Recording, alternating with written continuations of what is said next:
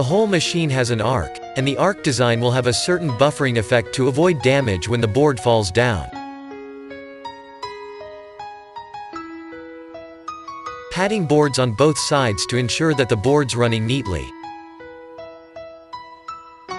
There is an inclined plate on the gantry. This inclined plate can make the board form a certain height of fish scales when the board forward. And the design of the inclination has a certain buffering effect to prevent the plate from being scraped. 3-section conveyor belt design. Each section has different speeds and functions. The first belt is a flat and smooth belt, the second and third belts are patterned belts. The speed of first belt is faster than second belt. The smooth belt design can avoid board damage. The second section uses a timing belt design.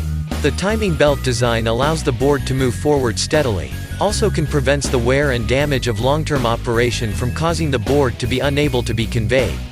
Equipped with suction drive at the receiver, the last board can up and down with receiver and discharge automatically.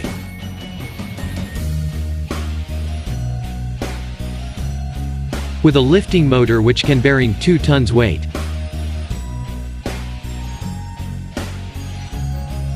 Now let's see the Prefeeder performance.